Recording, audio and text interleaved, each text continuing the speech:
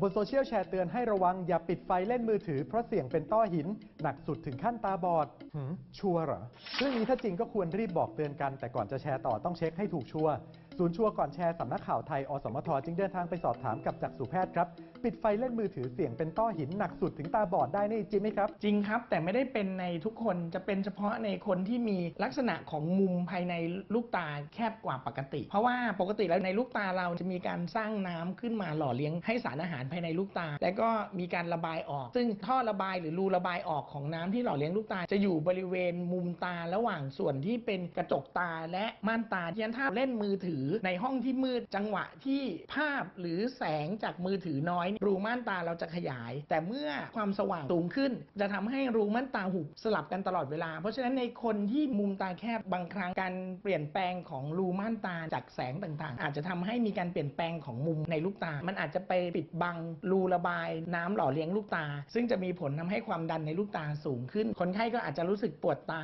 หรือถ้าแย่กว่านั้นความดันตาขึ้นต่อเนื่องอาจจะไปกดบริเวณขั้วประสาทตาทำให้เกิดการเสื่อมของขั้วประสาทตาไปเรื่อยๆซึ่งเราเรียกภาวะนี้ว่าโรคต้อหินถ้าไม่ได้รับการรักษาที่ถูกต้องอาจจะทำให้กลายเป็นตาบอดได้มุมตาแคบพบได้บ่อยไหมครับเราจะเจอในคนเอเชียได้บ่อยกว่าในคนที่เป็นฝรั่งเพราะว่าเราจะเจอในคนที่มีลูกตาเล็กหรืออาจจะเป็นจากกรรมพันธุ์หรืออาจจะเป็นสำหรับคนที่มีปัญหาสายตายาวมาตั้งแต่เด็กๆเลยเราจะสังเกตได้ไหมครับว่ามุมตาเราแคบในคนที่มีอาการปวดตาข้างใดข้างหนึ่งเป็นหายเป็นพักๆก็อาจจะเป็นอาการเตือนของคนที่มีมุมตาแคบและทำให้ความดันในลูกตาขึ้นแต่ว่าถ้าอยากจะรู้จริงๆว่าเรามีมุมตาแคบหรือไม่ก็คงต้องไปพบจักษุแพทย์แล้วถ้าเกิดมุมตาแคบควรจะรีบรักษาไหมครับคนที่มีมุมตาแคบถ้าเปรียบเทียบก็คงเหมือนมีระเบิดเวลาที่อยู่ในลูกตาเราเมื่อมีการเปลี่ยนแปลงของรูม่านตาอาจจะทำให้มุมตาแคบลงไปอีกทำให้เกิดความดันในลูกตาสูงขึ้นอย่างเฉียบพลันที่เราเรียกว่าโรคต้อหินเฉียบพลัน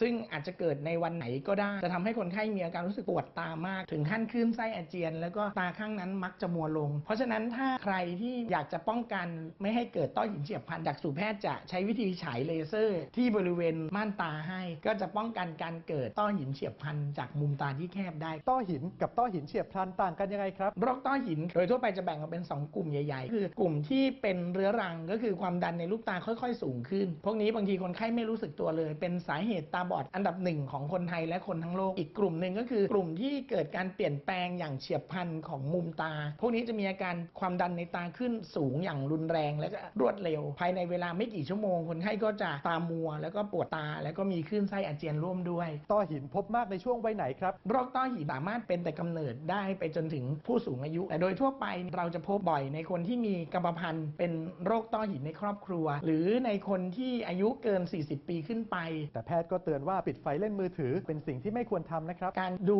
จอมือถือในห้องที่มืดจะทำให้เราได้รับแสงเข้าสู่จอประสาทตามากเกินความจำเป็นก็อาจจะมีความเสี่ยงต่อการเกิดโรคจอประสาทตาเสื่อมในอายุที่น้อยกว่าที่ควรจะเป็นดังนั้นสรุปแล้วเรื่องนี้เป็นยังไงครับแชร์ต่อได้แต่อย่าตื่นตระหนกไปเพราะมันไม่ได้เกิดปัญหากับทุกคนจะเป็นเฉพาะในคนที่มีมุมตาแคบผิดปกติหากพบการผิดปกติของร่างกายควรรีบพบแพทย์เพื่อจะได้รักษาได้ทันท่วงทีครับยังมีอีกหลายเรื่องน่าสงสัยบนสังคมออนไลน์หากได้รับอะไรมาอย่าเพิ่งแชร์ต่อร่วมตรวจสอบดูด้วยกันกับชัวร์ก่อนแชร์เลือกแชร์กันแต่ข่าวดีๆนะคะข่าวลวงข่าวหลอกข่าวลือมันเยอะแล้วค่ะ